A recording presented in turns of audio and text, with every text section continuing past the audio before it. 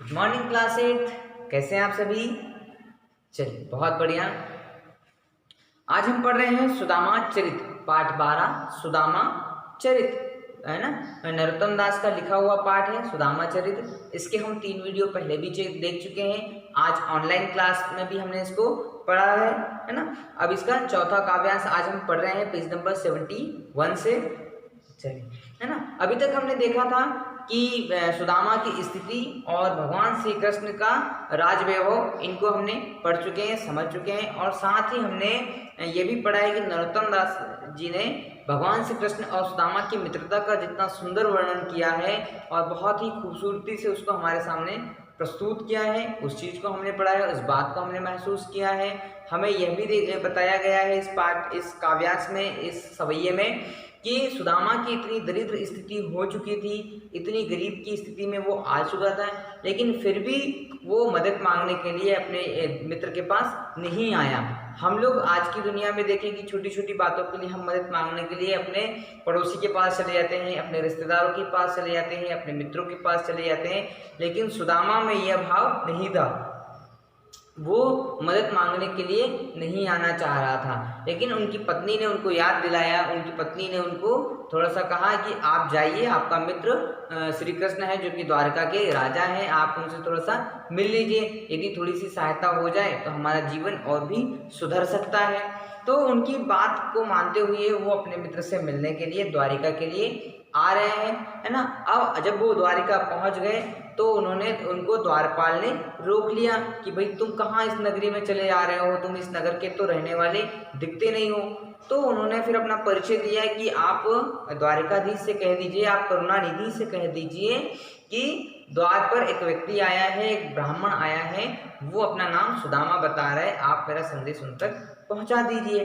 तो द्वारपाल जो है वो भगवान श्री कृष्ण के पास जाते हैं और उनको सुदामा का संदेश कहते हैं और सुदामा की स्थिति बताते हैं। जब भगवान श्री कृष्ण सुदामा का नाम सुनते हैं तो वो स्वयं ही द्वार पर दौड़े चले आते हैं, अपने मित्र के स्वागत के लिए चले आते हैं। उन्हें वो द्वार से अंदर तक लेकर आते हैं, भवन में लेकर के आते हैं और इतने भावुक हो जाते हैं अपने मित्र से मिलने पर कि वो उनकी अश्रुधाराएं बहने लग जाती है, उनकी आंखों से आंसू बहने लग जाते हैं, है ना। और नरोत्तम दास जी ने कहा भी है कि उन्होंने अपनी अश्रुधारा से ही सुदामा के पैर धोए थे, है ना। कि परात में जो पानी रखा था पैर धोने के लिए, उस परात से उन्होंने पानी को छुआ भी नहीं, जबकि उन्होंने अपनी आंखों से बहने वाले आंसुओं से ही सुदामा के पैर धो लिए थे। यहाँ तक हम पढ़ चुके हैं। अब आगे पढ़ते हैं कि वह पुलकनी वह उठी मिलनी, वह आदर की बात, वह पठवनी गोपाल की कछु न जानी जात, घर घर औरत फिरे तनक दही के काज, कहा भयो जो अब भयो हरि को राज समाज, हो आवत नाहि हुतो वाही पठयो ठेरी, अब कहीं हो समुझाए के बहुधन धरो सकेली, है ना। अब यहाँ पर देखते हैं पुलवनी मतलब होता है प्रसन्नता, बहुत ज्यादा खुशी होना। मिलनी मतलब मिलना। पठवनी मतलब विदा करना या विदाई देना या भेजना।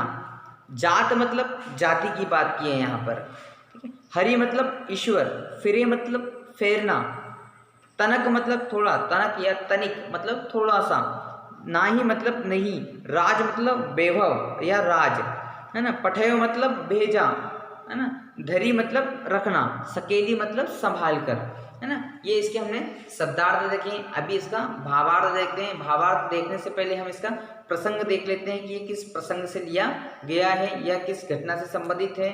श्री कृष्ण ने द्वारिका में अपने बाल सखा सुदामा का खूब आदर सत्कार किया, है ना, किंतु उनके वहां से खाली हाथ विदा कर दिया। अपने बाल सखा और द्वारिकाधीश से सुदामा को ऐसी आशा कदापि न थी। इसी कारण से लौटने के क्रम में उनके मन में तरह तरह के नकारात्मक बातें आने लगती है ना। कि जब भगवान श्री कृष्ण ने उनका खूब आदर सत्कार किया, खूब उनका सम्मान किया, लेकिन जब वो सुदामा वापस घर लौट रहे थे तो सुदामा यही बात सोच रहे थे कि मेरा मित्र इतना वैभवशाली है, इतना बड़ा राजा है, लेकिन मेरे को जाते समय उसने हाथ में कुछ भी नहीं दिया, है ना। कई बार ऐसा होता है ना कि हमारे यहाँ मेहमान आते हैं तो हम कुछ ना कुछ उनको थोड़ा सा सामान दे देते हैं। तो वही सुदामा के मन में नकारात्मक भाव आ गए हैं कि मेरा मित्र इतना बड़ा राजा है और मुझे बिना कुछ दिए उसने खाली हाथी विदा कर दिया है ना। ये हमारा प्रसंग हो गया। अब हम इसकी व्याख्या पढ़ते हैं। सुदामा यह सोचते हुए अपने गांव जा रहे हैं कि कृष्ण ने निश्चय ही द्वारिका में उनके आदर सत्कार में कोई कमी नहीं रही, है ना। वो सोच रहे हैं कि मेरे सत्कार में कोई कमी नहीं आने दी, बहुत सम्मान किया मेरा। लेकिन मगर द्वारिका के वैभव, धन संपदा, राज आखिर किन काम के, जब उन्होंने अपने मित्र को यूं ही खाली हाथ विदा कर दिया। अब सुदामा सोच रहे हैं कि मेरे मित्र ने मेरी आवभगत में, मेरे मान सम्मान में किसी भी तरह की कोई कमी नहीं छोड़ी है, लेकिन ये द्वारिका किस काम की, या इतनी धन संपदा किस काम की, इतना राजपाट किस काम का कि जो किसी गरीब व्यक्ति को थोड़ा सा कुछ दे भी नहीं पाए, है ना।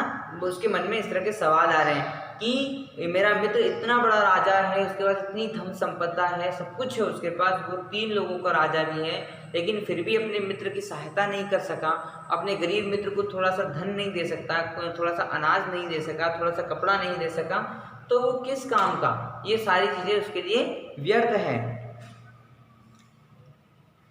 कृष्ण वही है ना जो थोड़ा सा दही पाने के लिए यूँ घर घर मारा फिरता था। अब घर जाकर पत्नी को समझाऊंगा कि वह कृष्ण द्वारा प्रदान की गई अपार संपत्ति को संभाल कर रखे। अब वो कहते हैं कि ये वही कृष्ण है क्या, है ना, जो बचपन में मेरे साथ में घर घर जाकर के माखन की चोरी किया करते थे, या लोगों के घर से माखन को छीन लिया करते थे, है ना।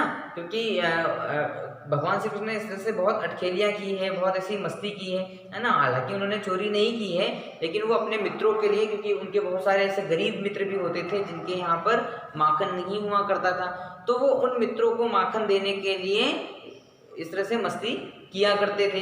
तो सुदामा कहते हैं कि क्या ये वही कृष्ण है जो बचपन में माखन को चुरा लिया करते थे और सब में बांट दिया करते थे, लेकिन अब इसमें इस तरह का भाव नहीं है कि ये थोड़ा सा अनाज या थोड़ा सी संपदा अपने मित्रों में बांट सके, उनकी सहायता के लिए दे सके, है ना। अब मैं अपनी पत्नी को घर जाकर क्या कहूँगा कि भगवान ने जो संपदा दी है उसको संभाल कर रखें, क्योंकि भगवान ने तो मुझे खाली हाथ भिजवाया है, श्री कृष्ण ने तो मुझे खाली हाथ भिजवाया है। मैं अपनी पत्नी को क्या दिखाऊंगा कि मैं क्या लेने के लिए गया था और मुझे ईश्वर ने क्या चीज़ें दी है ना। तो वो इसी ऊहापोह में है, इसी संशय में है, इसी नकारात्मक भावनाओं में अपने घर की ओर जा रहा है ना।